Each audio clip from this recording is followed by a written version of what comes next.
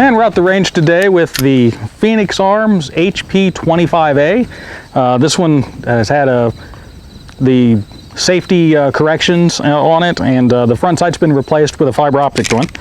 And it's got wood grips on it, so it's kind of like a Gucci'd up version of the Phoenix Arms HP25. Let's go ahead and take some shots and see how it does.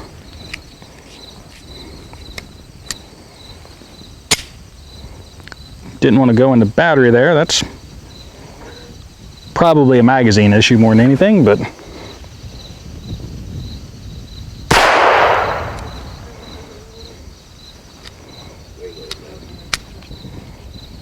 didn't really want to go into battery on that one either. Boy, this thing's shooting low, isn't it?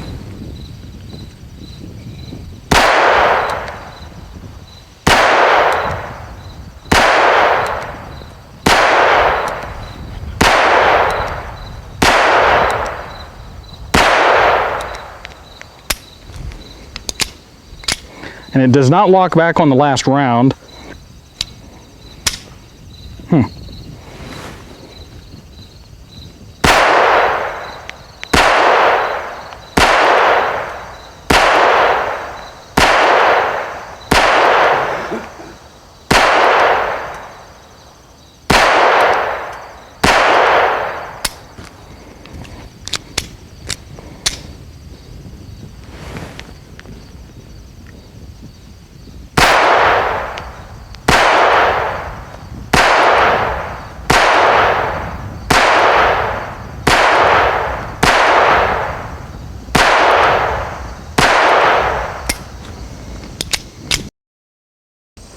Yeah, here we go.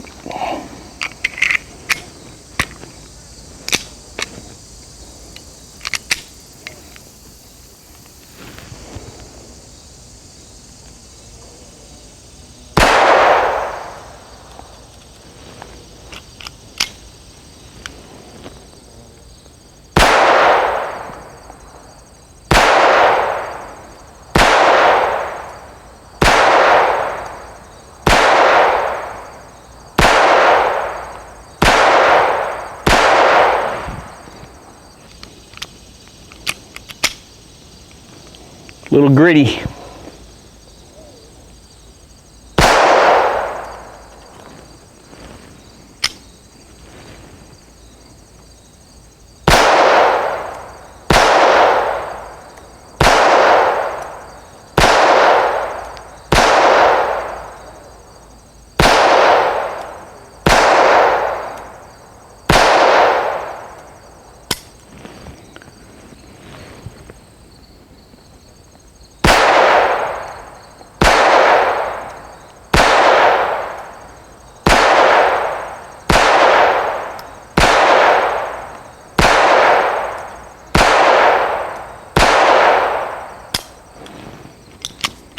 And we're out the range today with the Phoenix Arms HP25A. This is their 25 ACP version of the same pistol that shoots 22 long rifle. They do have to change a couple things internally to account for the what's supposed to be a little bit more powerful cartridge. It's not that the cartridge is that much more powerful, but the bullet weights are heavier, so the gun has to absorb a little bit more recoil. The reason why we brought this out to the range, I did some work to it just to kind of pretty it up. I didn't do anything function-wise to it. I put a fiber optic front sight on it as opposed to the regular blade front sight, and put wood grips on it. That's pretty much the extent of the changes.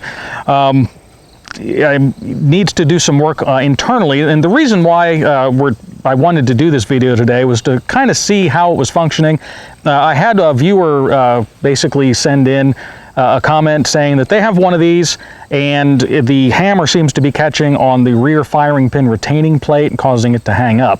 And he was asking if we were experiencing that as well. Now, the first video we did with this, we were pretty much just doing an ammo test with 25 ACP, so we weren't really paying too much attention to it. We did have a lot of function problems though. So out here shooting it today, and sure enough, I'm pretty sure that is what's happening, especially you know, when the magazine is full you got that extra pressure there, and then the extra drag on the hammer and that plate, and it's just, you have to push it in the battery. Yep. Once the first couple rounds are gone, then it seems to be going okay. So it's a combination. A stronger spring might help a little bit as well, but it's a balancing act with that, because if you put too strong a spring on it, then it won't cycle correctly to get the next round. But overall, it shoots like a little 25 ACP. The sights, like I said, I replaced the front sight on it. I never adjusted for it. It shoots low and a tiny bit to the left. I like the visibility of it, though, what you did with it. I thought the visibility of finding the front sight was very, very easy. Yeah, it's very visible. Actually, the front post on it, it's almost too big.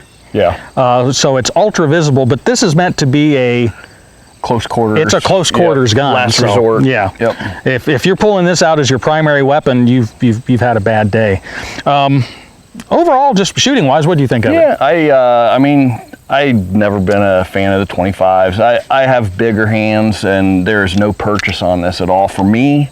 Utility wise, for a bigger hand, or a man even for that. I just don't see the utility in the 25. I mean, it's, other than size and hideability, being able to put it in your sock, you know, or a chest pot. I mean, it's super small. I wasn't turned off by the power of the 25 at all. I mean, it's you can tell it's different than a 22, right? You can tell it's different than a 22. And you can tell it's different than a 9. I mean, it's right there in between. Well, yeah, it's lower than in between.